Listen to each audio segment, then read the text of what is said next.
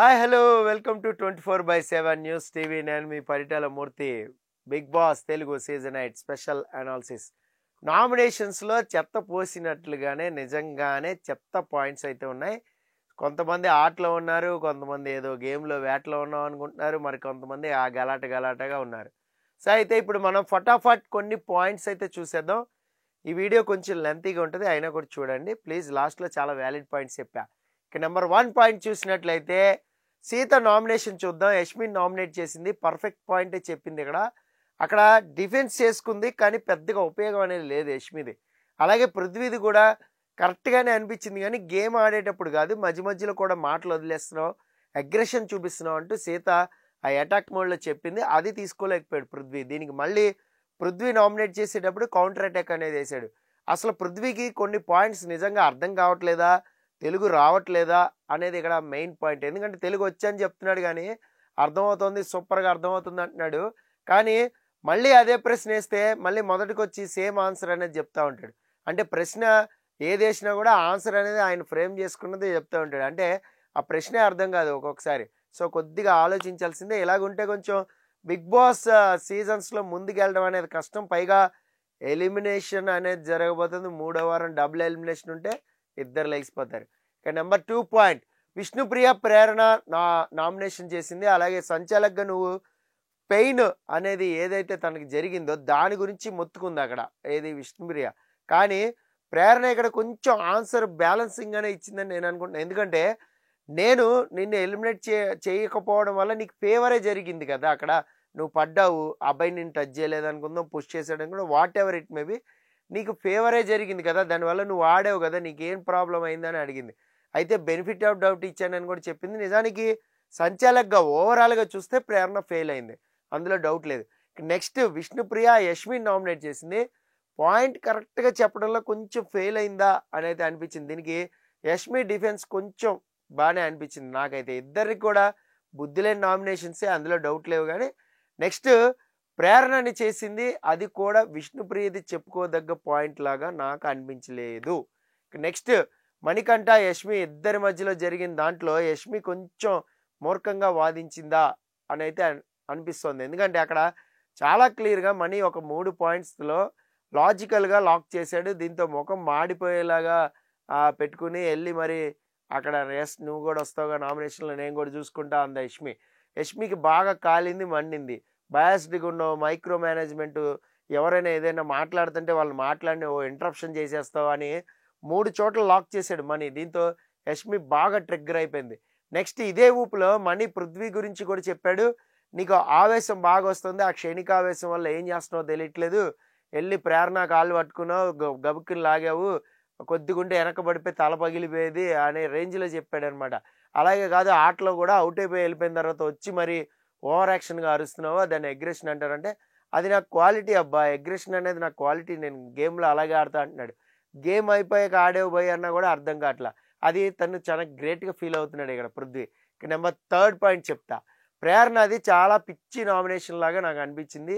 పిచ్చి అండి, దానికి పిచ్చి అంటారు కదా, అలాగా పిచ్చి అనమాట. ఆ డైలాగ్స్ నిజంగానే అది రివెంజ్ నామినేషన్, అందులో డౌటే లేదు. బ్రెయిన్లెస్ యూజ్లెస్ అని వాళ్ళు అనుకున్నారు, కానీ నిజంగానే అది బ్రెయిన్లెస్ యూజ్లెస్సే, కరెక్ట్గానే ఒప్పుకున్నారు వాళ్ళు.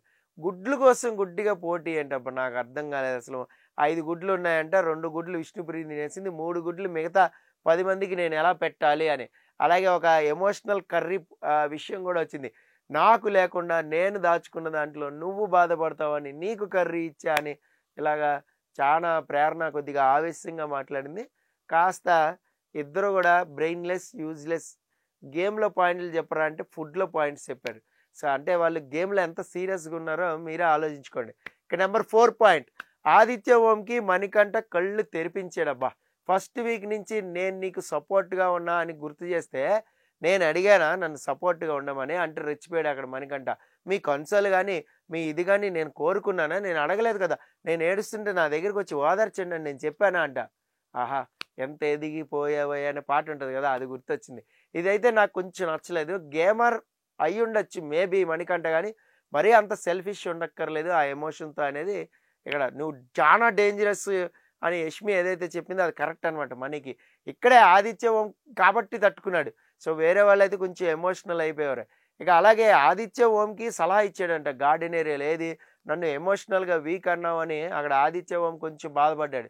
లైవ్లో చూస్తే మీకు కొద్ది క్లారిటీ వస్తుంది పాయింట్స్. లైవ్ చూడని వాళ్ళు ఈ రివ్యూ వినండి. ఇక పాయింట్ ఇక్కడ ఆదిత్య ఓం ఎంత చెప్పినా కూడా రిసీవ్ చేసుకునే మెచ్యూరిటీ అనేది మన మణికంఠకైతే కనిపించట్లా. అందుకే సెల్ఫిష్గా మాట్లాడాడు.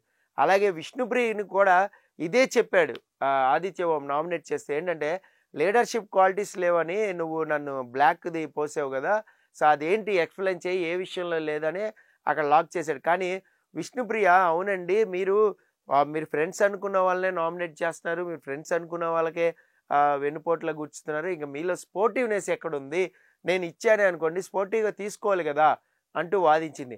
ఇక్కడ ఇద్దరు కూడా కొంచెం ఎమోషనల్గా మాట్లాడుకున్నారా అని అయితే అనిపించింది.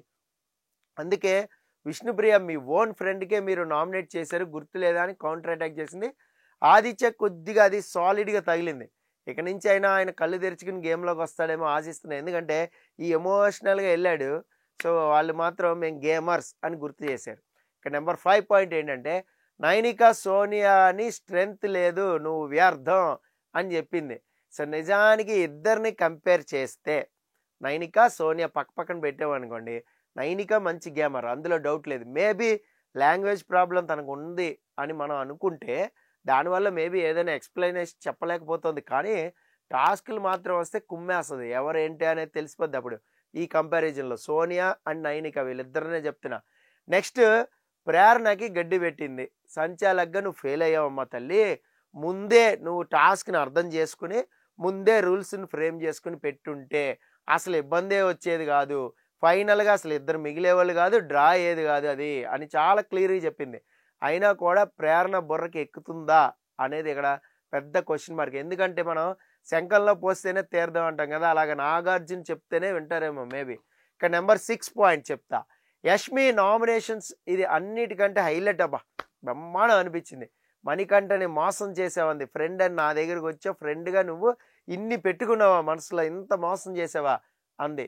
తను కదా గేమ్లో అన్ని కోణాలు చూపించింది, అంతా చూపించింది ఎవరు, తనే కదా. బయాస్గా లేనని చెప్తుంది అక్కడ. ఎక్కడున్నా నేను బయాస్గా, మంచి రీజన్ ఇచ్చా, సాలిడ్ రీజన్ అంటుంది. సాలిడ్ రీజన్ ఇచ్చి ప్రేరణను సేవ్ చేసేది తమ్మి, పృథ్వీని కదా చేయాలి, అదే కదా అందరూ అనుకున్నారు. అదే పాయింట్ నబీల్ కూడా నామినేషన్లు చెప్పాడు, దాని గురించి మళ్ళీ మాట్లాడుకుందాం.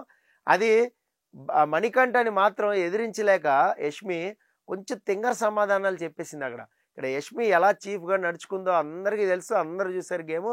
అలాగే మధ్యలో దొరికిపోయింది కూడా నాగార్జున వీడియో ప్లే చేసినప్పుడు. కానీ ఇక్కడ యష్మిని మణికంఠ ఆ సంచాలక్ పాయింట్ అనేది హైలైట్ చేయాలని అనుకోవాలి. అందుకే సో 3 పాయింట్స్ చెప్పాడు. ఆ 3 పాయింట్స్నే ఈమె ఎదురుదాడి చేసింది. ఇంకా కొంచెం లాగి ఉంటే మాత్రం ఆ నామినేషన్ పాయింట్స్ వస్తే మాత్రం బిస్కెట్ అయిపోయేది. ఇక నెంబర్ 7 పాయింట్, ఇది హైలైట్. నబీల్ మాత్రం యష్మికి ఇచ్చి పడేశాడు. అలాగే ప్రేరణకు కూడా గోప గుయ్యమనేలాగా చెప్పాడు అనమాట. అంటే అరిచి మరి సమాధానం చెప్పాడు. అరుస్తా అంటూ జూనియర్ ఎన్టీఆర్ రేంజ్లో ఒక డైలాగ్ కొట్టాడు.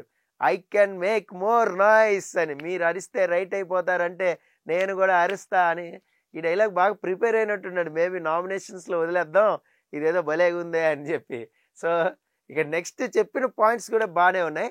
యష్మికి బాగా ఇచ్చాడు. ఏంటంటే లైన్ క్రాస్ చేసేసి వచ్చేస్తున్నావు నువ్వు గేమ్ ఆడినప్పుడల్లా, నువ్వు చీఫ్గా నువ్వు వాళ్ళని కంట్రోల్ చేయాలి, కానీ నువ్వే ఆ డ్యాన్స్లు వేసుకుంటూ వచ్చేస్తున్నావు, అసలు నువ్వు చీఫ్గా ఫెయిల్ అయ్యావంటూ మాట్లాడితే ఆమెకి వితండవాదం చేసింది అక్కడ యష్మి. కానీ అది వేస్ట్ అయిపోయింది. అలాగే ప్రేరణని సంచాలకుగా రాంగ్ డెసిషన్ తీసుకున్నావు, నాలో నేను ఆ ఫ్రాక్షన్ ఆఫ్ సెకండ్స్ ఆ సాక్స్ అనేది ఆటోమేటిక్గా వెళ్ళిపోయింది, కానీ దాన్ని నువ్వు ఇదన్నావు అంటే ప్రేరణ దీనికి కౌంటర్ అటాక్ చేసింది. అలాగైతే నువ్వు ఫస్ట్లోనే అవుట్ అయ్యావు, కానీ నీకు నేను చాయిస్ ఇచ్చాను, మరి అప్పుడు నేను గ్రేట్ అనిపించలేదా అంది.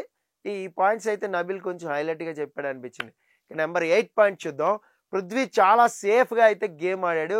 ఒకటి రివెంజ్ నామినేషన్ వేస్తే సీత గట్టిగా సమాధానం చెప్పింది. అలాగే నైనికాని లాస్ట్ వీక్ లాక్ చేసినట్లుగా ఈజీగా చేసేద్దాం అనుకున్నాడు పృథ్వీ, అలాగే నైనికాని లాక్ చేశాడు. కానీ పృథ్వీ ఇది చాలా సేఫ్ గేమ్ ఆడుతున్నాడని తనకు మాత్రం అర్థం కావట్లా, పబ్లిక్కి అలాగే అక్కడ ఉన్న వాళ్ళకి అర్థమైపోతుంది సేఫ్గా వేసేస్తున్నాడు నామినేషన్ అని.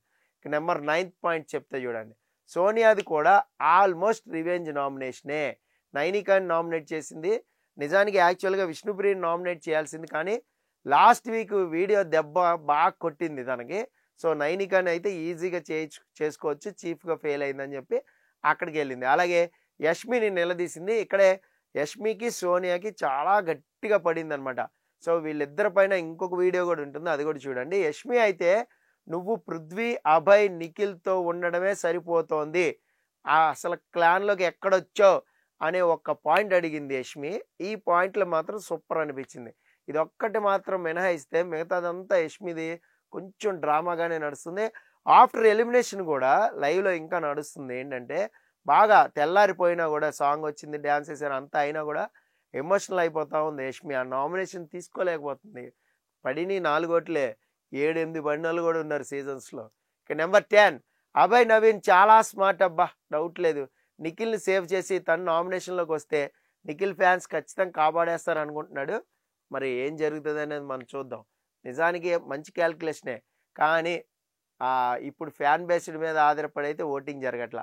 ఇక నామినేషన్స్లోకి వెళ్ళాననే పేరు కూడా ఉంటుంది కదా, అందుకని చెప్పి నామినేషన్లకు వచ్చేద్దాం అనుకుని ఉండొచ్చు మేబీ. అంతేకాదు ఈసారి బిగ్ బాస్కి అసలు పవర్ ఇవ్వలేదు. పవర్ ఇచ్చి ఉంటే చీఫ్స్కి బిగ్ బాస్ పవర్ ఇవ్వలేదు, ఇచ్చి ఉంటే వేరే రకంగా ఉండేది. అప్పుడు ఇద్దరు కలిసి ఏం చేసేవారు అనేది చూద్దాం. ఏది ఏమైనా 3వ వారం అయితే కొంచెం చెత్త నామినేషన్సే, సొల్లు రీజన్సే అయితే కనపడ్డాయి. కొంచెం ప్రీవియస్ వీక్స్తో అంటే 1-2 వారాలతో పోలిస్తే 3వ వారం కొంచెం బెటర్. ఇక మళ్ళా నెక్స్ట్ వీడియో కోసం వెయిట్ చేస్తూ ఉండండి. This is Paritala Murthy signing off. Bye bye.